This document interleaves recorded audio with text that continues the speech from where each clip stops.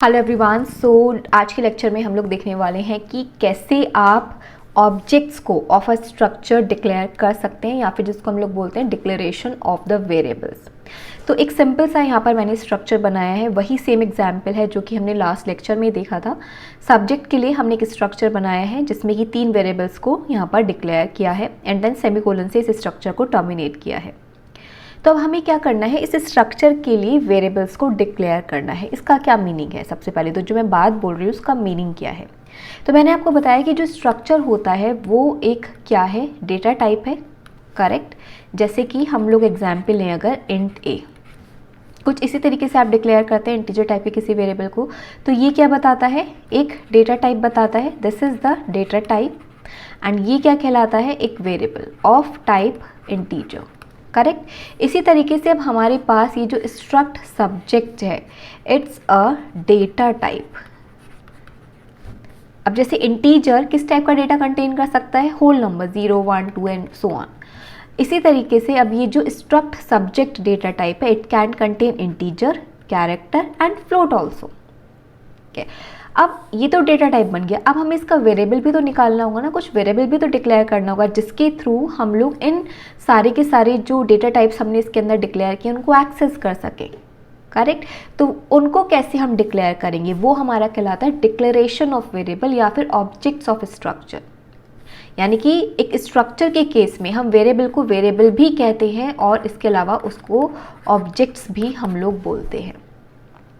तो क्या क्या तरीके हैं, देखिए फर्स्ट मेथड क्या होता है, एक वेरिएबल को डिक्लेयर करने का for a structure data type. जैसे मान लीजिए मैंने कि एस नाम का एक वेरिएबल लिया या फिर ऑब्जेक्ट लिया, उसको हम यहाँ पर इस तरीके से डिक्लेयर कर सकते हैं। जैसे कि इंट ए था, अब इसी तरीके से मेरे पास क्या डेटा टाइप हुआ, struct subject S, S is the name of the variable.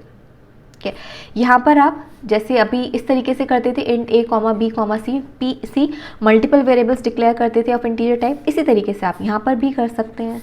S comma एक और मान लीजिए वेरिएबल बनाना चाहते हैं वी बी, मीन्स जितने नंबर ऑफ वेरिएबल्स आप डिक्लेयर करना चाहते हैं for this data type you can do that here. सबसे पहला तरीका तो हमारे पास ये है। दूसरा तरीका हमारे पास क्या होता है, आप इन वेरिएबल्स को या ऑब्जेक्ट्स को डिक्लेयर कर सकते हैं मेन फंक्शन में भी। ये जो स्ट्रक्चर होता है सबसे पहले तो आप इसको मेन फंक्शन के अंदर भी रख सकते हैं। वैसे हम प्रेफर ये करते हैं कि जो स्ट्रक्चर जो हम बना रहे हैं उसको अपने प्रोग्राम में सबसे ऊपर लिखें ताकि वो एक्सेसिबल रहे फॉर द होल प्रोग्राम। तो मेन फंक्शन में भी लिख सकते हो बट वो भी चलेगा, कोई दिक्कत नहीं है। तो मेन फंक्शन में हम इसे कैसे डिक्लेयर करेंगे, जैसे हम फॉर्मेट हमारे पास कुछ ये होता है किसी भी वेरिएबल को डिक्लेयर करने का कि पहले हम डेटा टाइप लिखते हैं। तो डेटा टाइप यहाँ पर क्या है, struct subject, this is the data type. केवल स्ट्रक्ट डेटा टाइप नहीं है, please keep this in your mind कि हमारे पास पूरा डेटा टाइप अब क्या है, सब्जेक्ट, स्ट्रक्ट सब्जेक्ट। ये एक यूज़र डिफाइंड डेटा टाइप है क्योंकि। एंड देन उसके बाद यहाँ पर क्या लिखते हैं हम लोग, वेरिएबल का नेम। तो जैसे मैंने लिखा टी, एक वेरिएबल लिया, तो this is the declaration of variable और द ऑब्जेक्ट ऑफ वेरिएबल। तो जैसे यहाँ पर एक वेरिएबल लिया है T1 T2 T3, जितने वेरिएबल्स आप डिक्लेयर करना चाहते हैं for this data type you can do that. तो 2 तरीके हो गए, एक तो इस स्ट्रक्चर के जस्ट बाहर आप इनको डिक्लेयर कर दीजिए, दूसरा आप इसको मेन फंक्शन में इस तरीके से डिक्लेयर कर सकते हैं। अब ऐसा नहीं है कि आपने यहाँ पर डिक्लेयर किया है वेरिएबल्स को तो यहाँ पर नहीं कर सकते हैं, आप दोनों ही जगह पर वेरिएबल्स को डिक्लेयर कर सकते हैं। बस ध्यान रखिए कि अगर आपने एस यहाँ पर डिक्लेयर किया है तो आप एस को यहाँ पर मेन में नहीं डिक्लेयर करेंगे फिर से। जैसे ये होता है एक वेरिएबल आप केवल एक ही बार डिक्लेयर कर सकते हो, एक ही बार यूज़ कर सकते हो, उसी तरीके से यहाँ पर है एस यहाँ पर है तो यहाँ पर नहीं आएगा, टी यहाँ पर है तो टी यहाँ पर नहीं आएगा, बट दोनों ही जगहों पे आप एक बार में वेरिएबल्स को डिक्लेयर कर सकते हो। बट हम प्रेफर ये करेंगे अपनी प्रोग्रामिंग में आगे कि हम वेरिएबल्स को डिक्लेयर करें मेन फंक्शन के अंदर, यहाँ पर जस्ट हम लोग सेमीकोलन का यूज़ करेंगे।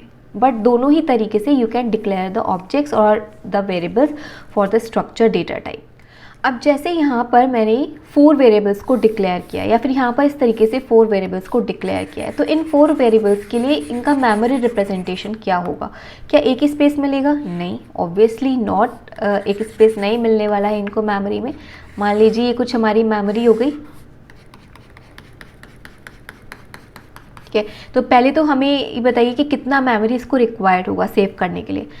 4 4 और 28 बाइट्स इसको रिक्वायर्ड होंगे। ठीक है, तो सबसे पहले एस हमने वेरिएबल डिक्लेयर किया है, तो जब आप इसे इनिशियलाइज करेंगे तो टोटल 28 बाइट्स जो है एलोकेट कर दी जाएंगी फॉर दी वेरिएबल एस। इसी तरीके से जब आपने S1 को इनिशियलाइज करोगे तो मेमोरी में कहीं और पर अगेन 28 बाइट्स को असाइन कर दिया जाएगा फॉर दी वेरिएबल S1।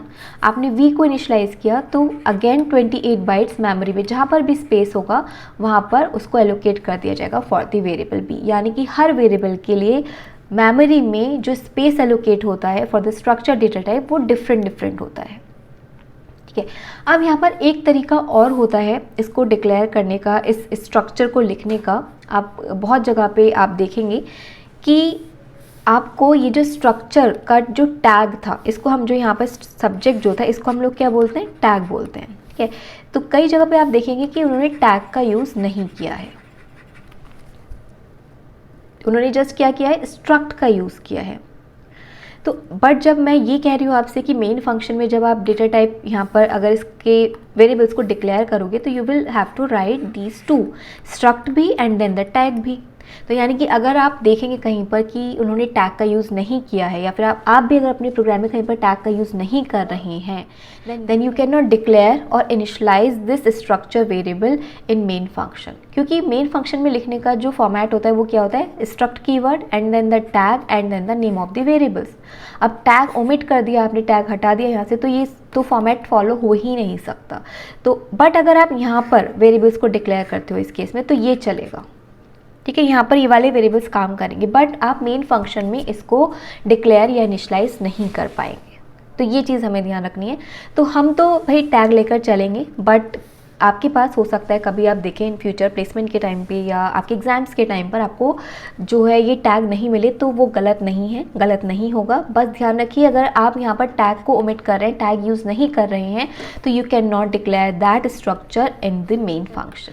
यहाँ पर अब ऐसा नहीं है कि एक प्रोग्राम में सिर्फ एक ही टाइप का एक ही स्ट्रक्चर आप डिक्लेयर कर सकते हो, एक प्रोग्राम में आप एनी नंबर ऑफ स्ट्रक्चर्स को डिक्लेयर कर सकते हो।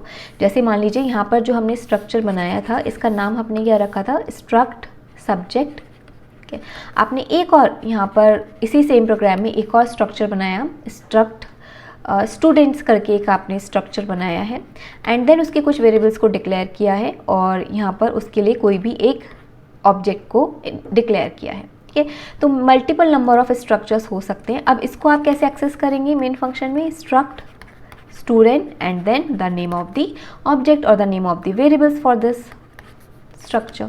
तो यहाँ से वो डिस्टिंग्विश करेगा, टैग के थ्रू वो यहाँ से डिस्टिंग्विश करेगा कि किस आप स्ट्रक्चर की बात कर रहे हैं। अगर आप टैग नहीं लिखेंगे तो हाउ कंपाइलर विल डिस्टिंग्विश कि आप किस स्ट्रक्चर की बात कर रहे हैं।